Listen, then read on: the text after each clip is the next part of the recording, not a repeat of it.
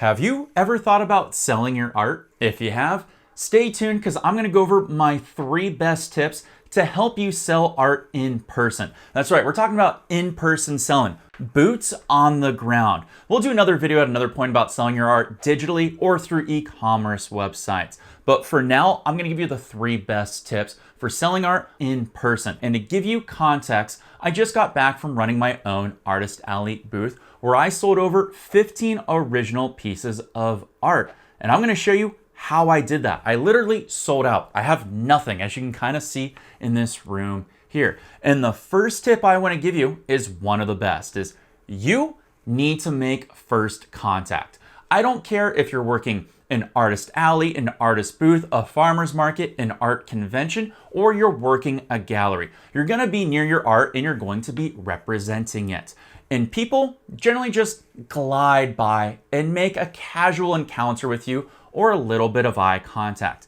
You have to come out of your shell and make first contact with them. And that can be as easy as just saying hello. Now there's some things you want to look out for. The best one is looking at where their eyes are looking. If they're looking and scanning at your art, hey, that's a good indication letting you know that they could be possibly interested. So you should say hello or say, hey, is there something that interests you, or would you like to learn more about my art? Look at body language when you're talking to them, but it's all about you making that first move. I've been selling art in person for probably more than 7-ish years now. And I can tell you, most people just float by. They're a little bit introverted, so they're kind of scared to make the first move or come up to you and your art. So you have to be the first one to break that ice. So make sure you make first contact. Once you've made first contact and you've broken the ice, it's time to do number 2.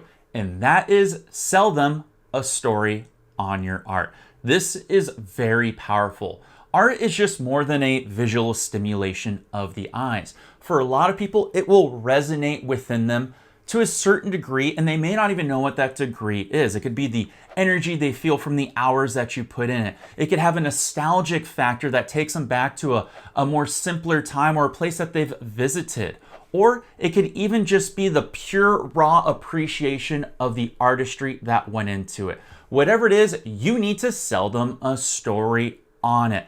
Now, my best trick that I like to do, and I'm a little bit unique here, is I actually love to get the art in their hands. You can take protective measures, you can have gloves, or you can put it in a frame, or I generally like to varnish coat everything so it's protected by UVA and UVB, plus any chemicals, dirt, or anything that may come off on the hands. But the minute I know I get the art into their hands, I pretty much have a sale. And when they have the art in their hands, hey, don't be afraid to talk about certain things, like tell them the time and effort and energy you put into the art. Let them know not just the colors you used, but why you picked those specific colors and mediums. Again, sell a story here.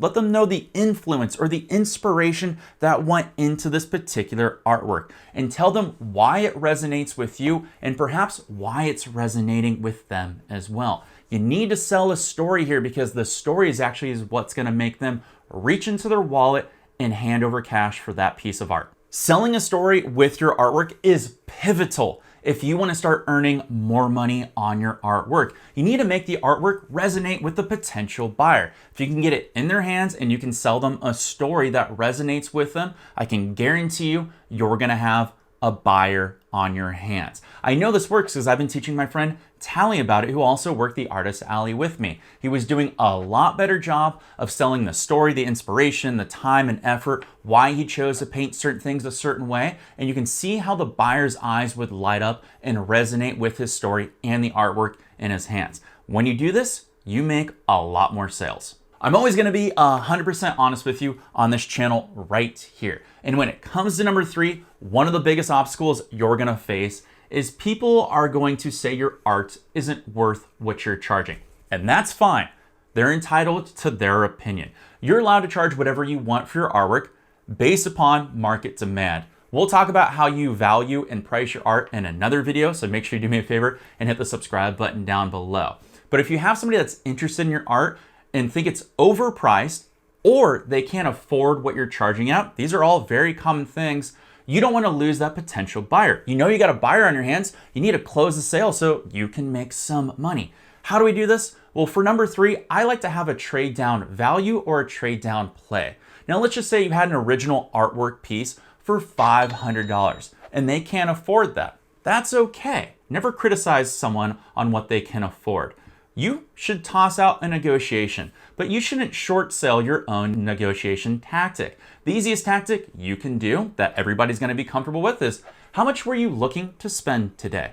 Those simple words right there puts the ball in their court. And they can say, hey, I was only looking to spend $450 or $400. Now you have a number that you can calculate in your mind if it's still worth it to you. Now, everybody's negotiation is up to them because I'm never going to know how much monetary value went into the artwork, how many hours you put into the artwork, and how much it means to you. That's up to you. You decide. But at least now you're starting to play ball back and forth and see if it's worth your time and effort to close the deal.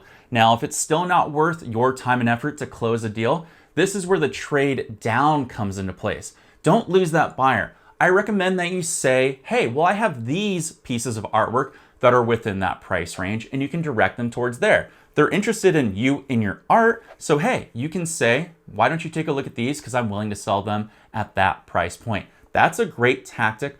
Or if they like that artwork, you should consider having prints on hand that are at a good value to you. Prints are a great way to make sales at a lower price point for potential buyers out there.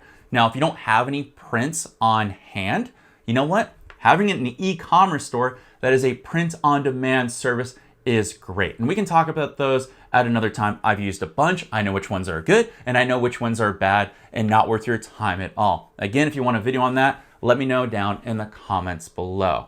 Those 3 right there are some of the best beginner tips I can give any new artist that wants to sell their art in person. Now, that's not all the tips. There are many little nuanced tips that I've learned over my years to sell art in person. It's going to help you capitalize and sell out every time. I generally sell out most of my art when I sell it in person. And I'm actually working on a book right now that's going to help you sell your art, whether it's online or in person, and it's going to show you how to value art at a fair value.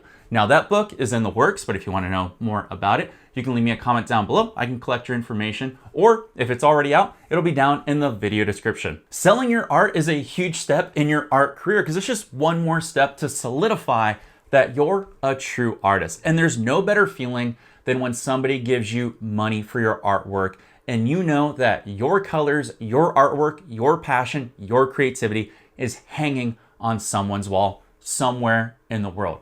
It's truly awesome. If you want any more tips on how to make your art stand out when you're selling it in person, or you want more tips just like this here, you know what you need to do? You got to go down below. Hey, like the video, leave me a comment on what you struggle with. I'll do my best to answer it, or it'll give me an idea for another video. I love how you guys can make awesome art, and I'm lucky that I can help you become better at selling it. I'll catch y'all later. Take care, and of course, peace.